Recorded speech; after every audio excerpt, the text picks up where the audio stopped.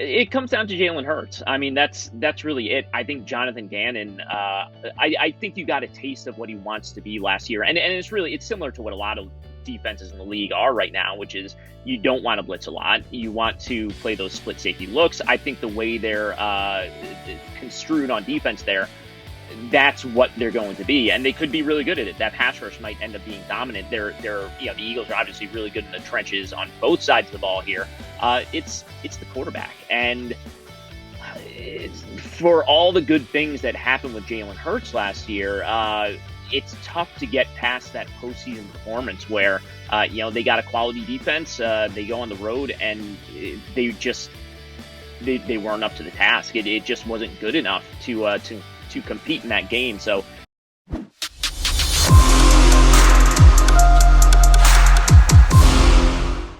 all right, joining us now, there he is. We had a little trouble establishing contact with him. Glad we got him now. Gary Gramling from Sports Illustrated. We're going to ask you to jump in on what Jeff and I were talking about.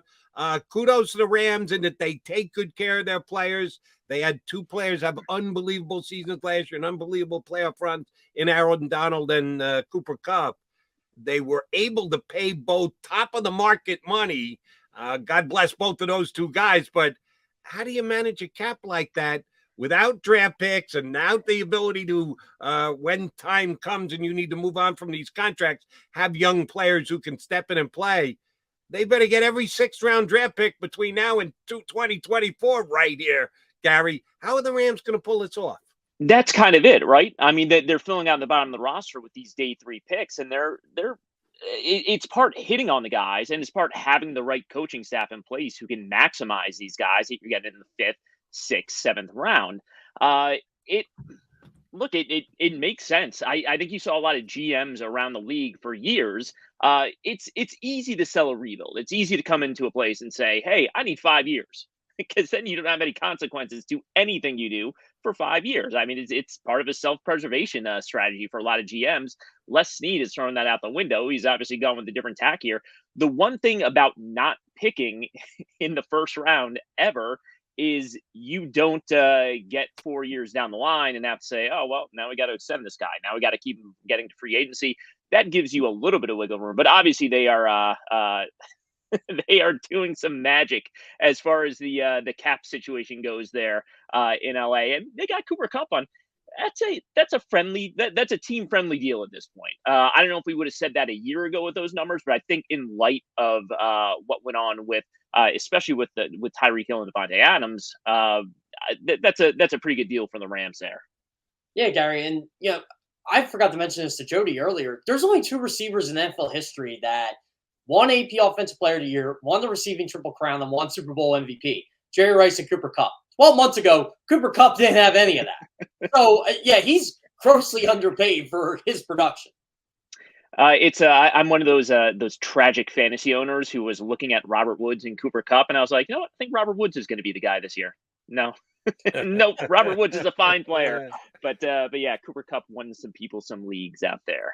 Oh, thank you very much for going there, because this was something Jeff and I were just discussing before he came on. Did you not listen to Matthew Berry from ESPN, Mr. Fantasy Football from ESPN, who Peter King in his column this week called the 10th most influential person in the National Football League in 2022? Glad to hear you're a fantasy player. I'm a fantasy player. I think Matthew Berry's pretty good, but I don't think he's the hand of God when it comes to fantasy football. How the hell did he become the 10th most influential person in the National Football League as per Peter King? Oh, he has the biggest platform as far as the fantasy guys go. If you're gonna pick a fantasy guy, you pick the ESPN guy. Boy, it's been. I worked for Peter for 4 or 5 years there, and a good old fashioned Peter King listicle is always is always fun to run down. He's always got some offbeat ideas, and that's why he does it. Now we're here talking about his list. Now everyone's got to go check it out. Speaking of Peter King, one thing I always liked what he did was, I think it was years ago for Sports Illustrated, he did the bus ride with John Madden. I think that came about again when John Madden passed away. And I actually remember that story, like reading it, I think it was like 10 years ago, and what John Madden actually goes through. It just seems like Peter King just knows everybody in the league and knows how to connect with everybody in the league. He does. I mean, look, and not to give his biography here, but he's a guy who worked his butt off. He was a Bengals beat writer. He was a Giants beat writer. He worked up to that national level, and he was also. I don't want to. I might be forgetting something here, but he was kind of the first major national guy to really embrace the internet. I mean, he was obviously the sort of the crown jewel of what we did at SI.com for so many years there, and. It's funny, if you go back 10 years, access stuff for outlets like us was a very big deal. There just wasn't really another way to get that. And you look around there now, everyone, every team has their own social feed and they do their behind the scenes stuff. Peter, he did it one year with the Rams. Was the first time he did it. He went into their war room during a draft, and that was such a big deal. And now you see everyone puts cameras in their war room now, and they put it out and they make their own content, and that's the way it goes. Not to mention, obviously, every player has their own outlets to get their stuff out. But Peter was, he was ahead of his time there, and now we're sort of at a point where you see all these sort of internal outlets around the NFL, not just NFL.com, but all these team sites kind of copying what he was doing a decade ago. Gary, who has the most difficult job in the National Football League this year? I just mentioned Peter King and the most influential job. If I say to you, I think Kevin Stefanski has the toughest job in the National Football League because he's the head coach and has to deal with new, highly paid, highly questioned quarterback, Deshaun Watson. How tough is it going to be for Stefanski this year? Add that to all the expectations on the Cleveland Browns. Yeah, I mean, look, you got it, Jody, and I totally agree with that. Stefanski is the guy who is out there every day. Even Andrew Bear, the GM, is not going to be meeting with people that much. Obviously, the owner is not going to be that visible as far as having to answer these questions. And what we have learned really over the past, year and a half now, but especially this past week, is this stuff is not going away. There are going to be new developments. It's not necessarily just going to be, journalists kind of showing up asking the same questions every time. There are new developments that organization will have to constantly be answering to as far as Deshaun Watson goes. And, look, the only time we saw Deshaun Watson speak publicly on this was, at that introductory press conference, and he sat between Kevin Stefanski and Andrew Berry, and he insisted that he has never disrespected a woman.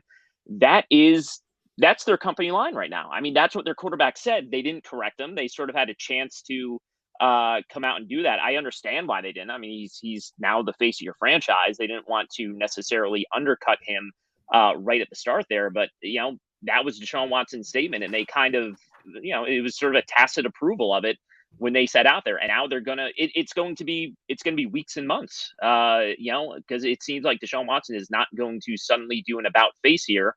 As far as, kind of taking responsibility and showing some sort of contrition for what has gone on.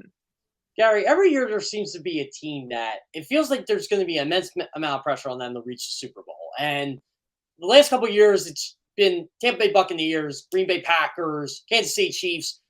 I think the team this year, and I think they're sort of going under the radar, even though they might have the best roster in football, the Buffalo Bills. It just doesn't feel like we're talking about them enough in terms of, hey, look, this team can actually get to the Super Bowl this year. Yeah, it's almost kind of boring, Jeff. They didn't do any. I mean, they got Von Miller. I don't want to say Von Miller was not a huge move, but you see what like the Chargers did or the Broncos bringing Russell Wilson, and that AFC is just so. I mean, my goodness, it is just stacked. The Bills just, we saw what they were last year, and they're going to be that again this year. The most interesting thing to me is you saw, I don't want to say like Patrick Mahomes was solved as if like Patrick Mahomes is going to go out there and have like a Kirk Cousins season or something like that. But you saw Patrick Mahomes really struggle in the second half of that AFC title game. Nobody slowed Josh Allen down last year. I mean, you look at his two postseason games; they were historic. I mean, they were incredible. He was almost literally unstoppable. And if you consider the weapons the Chiefs have lost and all that, I mean, look, I would consider Josh Allen the front runner for MVP. And I know, if you get into the betting action here, I think the Bills. I could be wrong on that. I think the Bills are the favorite right now to win the Super Bowl. Yeah. And it makes sense. I think the question for them is when you get to the postseason. I mean, Josh Allen might just outscore everyone, and it might not matter what else happens with that team at this point. Their issue in the postseason has been obviously the defense has not been able to get a stop when they need to get one. I think it's been a matter of they just don't finish. That pass rush is not necessarily bad. They just don't finish. And that's what you need to do when you are facing Patrick Mahomes or going forward, Justin Herbert, Joe Burrow, Russell, whoever might be in that AFC just gauntlet of a postseason. They brought in Von Miller to finish, as a matter of fact, and get to that quarterback. You threw out a couple names there. I want to get division specific from you. Which team is not going to make the playoffs in the AFC West? Because I think all 4 teams have playoff level rosters. One of them can't make it. Who's it going to be? Well, I mean, Jody, you can get all 4 in there with the 7th playoff team now. I think this is probably the best. But they got to beat up on each other, right? They got to play each other twice. Could they have one of the most talented rosters? Yes, but they all going to make it at 9 and 7. They all got to run the rest of the league here in the AFC. I mean, it's probably the Raiders. It's just and I think the Raiders were for real last year. I think that was a legitimate playoff team. I actually think they were a little bit better than their final record ended up showing. They had their red zone stuff was weird. They're going to be a bad red zone defense, but not. I mean, they were like just really, really bad last year. I think that corrects itself. That just sort of naturally regresses back toward the mean a little bit, and I think they'll be all right. You'd pick the Raiders. I mean, it just on paper they are the 4th best team in that division. I could see the Broncos having some growing pains with Russell Wilson going in there. I do think Nathaniel Hackett is the right coach. Obviously, I think between the thumb and just being generally banged up last year, I think that's why you saw Russ really slide back even when he came back from injury. But yeah, it's the Raiders. It's a bummer because it is a good team, but it's probably the Raiders here. I'll tell you what's great, Gary. Well, one thing I'm getting annoyed with is the unfair criticism of Justin Herbert. And every time I post out Justin Herbert's on Twitter, what's his playoff record? Did you know what he did in the 4th quarter against the Raiders last year, right? In that game, I think he was 6 for 6 on 4th down or something like that. It was absolutely insane. I think his pass rating on 4th down for the year was like 130. I just feel like Justin Herbert's getting a lot of unfair criticism for being really, really good. It's he's got to go out there and make a stop on defense. He's got to line up on linebacker and then get off the field there. And look, I just spoke highly of Josh Allen, obviously, and everyone likes Josh Allen. That's not much of a take there. If I were building a team right now, it would be Justin Herbert would be my number 1 pick above Mahomes, above Allen, above Burrow. You said it. If you go back and watch the end of that Raiders game, not the end, but the 4th quarter there, some of those throws he was making on 3rd and forever, 4th down, he was incredible. I mean, it was otherworldly. It was like nothing I've ever seen from a quarterback. And obviously he has physically everything you want. He's shown that he has the mental fortitude to make these kind of plays. The defense has to keep up with them. I think they'll do that. I think a B- performance from that defense is good enough I'm picking the Chargers to win that division. I do think they surpassed the Chiefs this year, but Herbert is, I mean, he is the future of this thing. This is him and Josh Allen and Patrick Mahomes. This is what quarterbacks are going to look like for the next 2 decades here, at least the superstars. Right, and they all seem to be in the AFC, as a matter of fact. And my guy too, I think, is going to have an improved year. Don't know if he can get to the level of Herbert, but I think he's going to be improved. And he's good enough. Gauntlet. I like the word you used earlier, Gary, the gauntlet that is the AFC. All right, let's jump over to the easier conference, the NFC, where, the Rams are the defending champs, and they're paying a whole bunch of money to make sure they get another shot at it. We want to ask you about the NFC East, the home of the team we talked about most on Birds 365, which is the Philadelphia Eagles. Did they catch? Are they close? Or have they surpassed the Dallas Cowboys in the NFC East? Close. I'd still pick the Cowboys to win that division. It comes down to Jalen Hurts. I mean, that's really it. I think Jonathan Gannon. I think you got a taste of what he wants to be last year, and it's similar to what a lot of defenses in the league are right now, which is you don't want to blitz a lot. You want to play those split safety looks. I think the way they're construed on defense there, that's what they're going to be, and they could be really good at it. That pass rush might end up being dominant. They're the Eagles are obviously really good in the trenches on both sides of the ball here. It's the quarterback, and for all the good things that happened with Jalen Hurts last year, it's tough to get past that postseason performance where they got a quality defense. They go on the road and they weren't up to the task. It just wasn't good enough to compete in that game. So we'll see what they can build going forward here. Obviously, AJ Brown is a nice addition for your quarterback there. Devontae Smith is probably going to take off a little bit this year. They have all the pieces around him. I don't know what happens if they get into one of those postseason games, or even I don't know exactly what the schedule is or when they get the Cowboys here late in the year. But if you need that win, and you fall behind by maybe 10, 14 points early on, is Jalen Hurts the guy who can bring you back? We'll see. And look, I think the Eagles are sort of waiting to see too. That's why they wanted to get that second first round pick in next year's draft, in case they have to move that either to get up and get a guy or to move it for a veteran to bring in. What is Jalen Hurts' ceiling? Can he be a top 5, top 10 quarterback? Boy, top 5, top 10 is tough.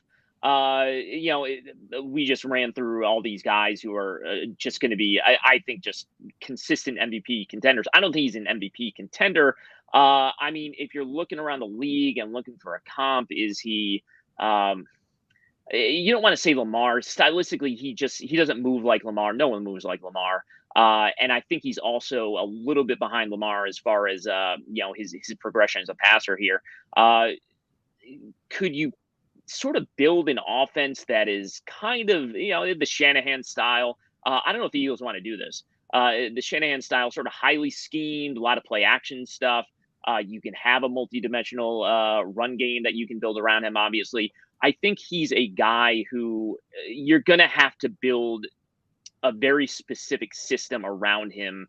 And I don't know if he necessarily grows beyond that in the way that you've seen some of these younger guys grow beyond it over the next couple of years. That's not much of an answer there, but if you're going to put a number on it, yeah, he could be a top half of the league starter. I don't know if he gets there in 1 year. And frankly, I think the Eagles this time last year were sort of 1 foot out on him. They were ready to at least look into Deshaun Watson and see if they could get him in there. I don't know if he gets a chance in 2023 if he doesn't take off in 2022. And I think that's a really big ask of a young quarterback who's where he is right now. Gary, follow up on Jalen Hurts and the league in general. The Eagles last year did run a good number of RPOs, which is run pass option plays. And you're putting a lot of pressure on your quarterback to make that decision in a split second in game with everything going on around him and then being able to execute thereafter. There are a bunch of teams in the NFL that like to employ it. The Eagles, percentage-wise, maybe did more than a lot of other teams. Is run-pass option the way to go in the NFL? Are the teams that are doing it getting an advantage, or are they putting themselves in more of a risky position where you're asking the quarterback to be not only good, but pinpoint perfect in decision-making as well? What's the future of RPOs in Philadelphia and the National Football League? So I know I don't have 3 hours for the answer here, so I'll give you. You got a solid 15 minutes if you need it, big guy. I'll give you. Oh, yeah, it's because I had the technical problems early on. I got here late. I'll give you my sort of and this is my take. This is what I've gathered from people I've spoken to and just sort of looking at what's going on around the league.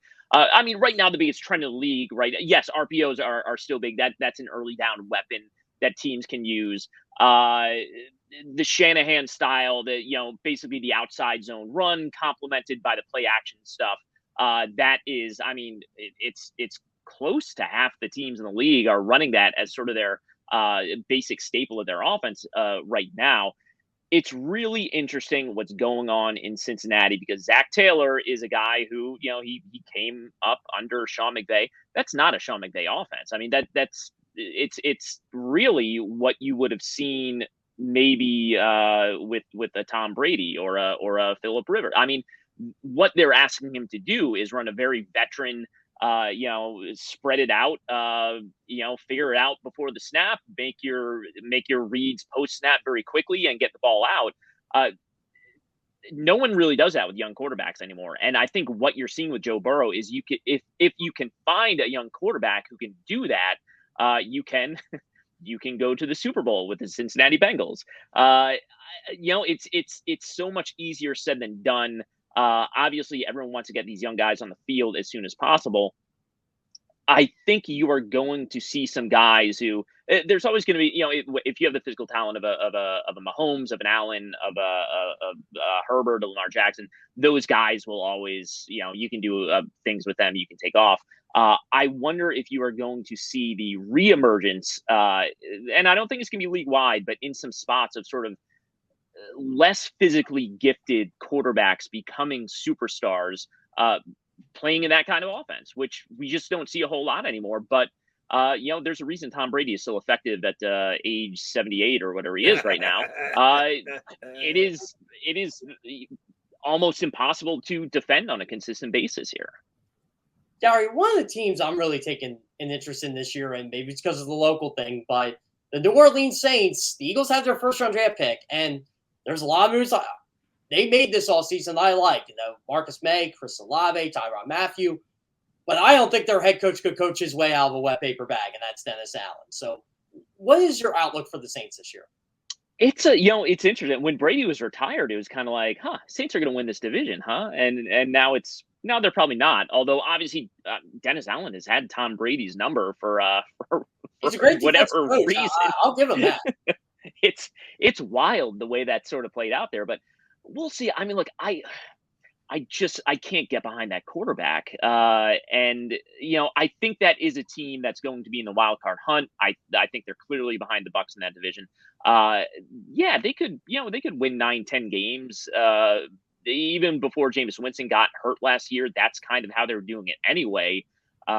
Sort of managing around him at that point. So yeah, they could be there. I'm not sure what the ceiling is. It's really difficult to picture them winning a postseason game. I mean, anyone can win a postseason. You get a couple fumbles and all of a sudden things turn. But legitimately, I just can't see them going into the playoffs if we could get way ahead of ourselves and being anything more than like a touchdown underdog, and rightfully so.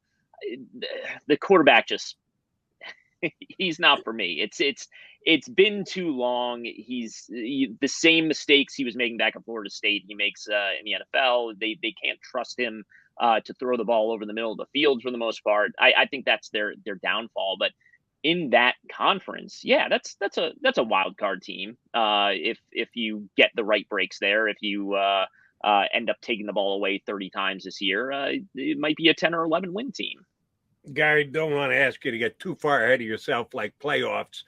So let me stick to the regular season, back into the NFC East again. Last year, the Eagles made the playoffs, wild card, finished behind the Cowboys, got beat by them once. Second game doesn't count because they put their JV out there when they didn't really even try. And hopefully they play both games against the Cowboys with something on the line this year. They're not playing week 18, so it's going to happen. They need to get one against the Cowboys. They probably need to get 3 of 4 against the Commanders and the Giants. That's what they did last year, got 3 out of 4. It was the Giants who jump up and bit them rather than Washington, but Washington finished with the better record. Which of the two teams behind the Eagles and the Cowboys in the NFC East do you have the most respect for coming into the season, as limited as it may be in either case? What do you think's got the better squad, the Commanders or the Giants? I'm actually I'm probably the last Daniel Jones apologist out there right now, but really? I am really interested to see what he becomes with Brian Daboll. I think what he was asked to do, I don't think Pat Shurmur was the right guy for him early on. And then obviously I don't think Jason Garrett and Joe Judge were the right guy for anyone the last 2 seasons here. So we'll see if it's too late for him or not. But between those 2 teams in 2022, you'd have to go to the Commanders here because setting aside, their quarterback who has a wide variance, as you guys know, as far as where he could land as far as performance goes, that defense is built roster-wise to win in the way that defenses have to win in 2022, which is doing it without a blitz, controlling the line of scrimmage. I mean, that's what they have. They have all those first-round picks up there. Chase Young coming back. That should be, in theory, a very good defense. They were. I'm not sure what went on with them in the first half of last year. They were a disorganized mess. We'll see if they get that sorted out. But yeah, and that can be a team that goes out there and wins a lot of 20-16 type of games and really bothers people that way. And then you get to December, January up in the Northeast on that cruddy field, and they could steal a couple games there. I think they are in the wild card conversation. But obviously, as you point out, they are behind those top 2 teams in the division. Gary, I thought one thing this week, just being a national guy like you, because everything was so topsy-turvy, hectic this week with Deshaun Watson and everything going on, this guy swept under the rug a bit. Drew Brees is not broadcasting anymore. He's not with NBC. He's out after 1 year. We know what Tom Brady's going to get from Fox eventually. Does this seem like do you think Tom Brady's really going to be a good broadcaster? Or do we think he's going to take the Drew Brees route here? It's funny. I mean, look, Drew Brees was supposed to be great, and maybe he would have become great, but he wasn't very good last year. And Jason Witten, I mean, the way people talk about Jason Witten 5 years ago, he was going to be the next Romo. He was going to be the next huge thing. There was going to be a bidding war to get his services, and obviously he was just he was maybe good enough to be on the 6th team on the AFC or excuse me, the CBS or Fox broadcast there. I mean football because of him. So and that's the thing. There's the magic of Romo and even a Chris Collinsworth is you're learning stuff, but those guys also have that kind of shtick, that kind of really enthusiastic, just happy to be there, get you into the game type of thing. We'll see. I think we have no idea if Brady's going to be good or not. Lord knows the guy knows football, but you put him in a booth. Is he going to give you more than, kind of the, just sort of general, what you got from Brees was just kind of general, big picture, generic coach speak type thing. It felt a lot of times like you were playing Madden, and it was sort of the preloaded comments from the announcers there. So we'll see. I mean, look, we're all going to watch early on, much more so than, I don't know if anyone was really moved by Drew Brees doing the, Thanksgiving night game or whatever games he ended up doing. But the first game Tom Brady does, we're all tuning in to see how it goes. Yeah, I'm going to say he's not going to be the GOAT of announcers, but I will not bet against him either. I've been too wrong about the guy. I've been saying, this is the start of the drop-off for Tom Brady for a decade now. So until he goes up, does a game, and isn't good, I'm going to believe he's going to be very good at whatever the hell he does. Gary, great stuff. Appreciate you streaming in with us today. Thanks, buddy. We will certainly have you back again before the season starts. Absolutely. Thanks for having me.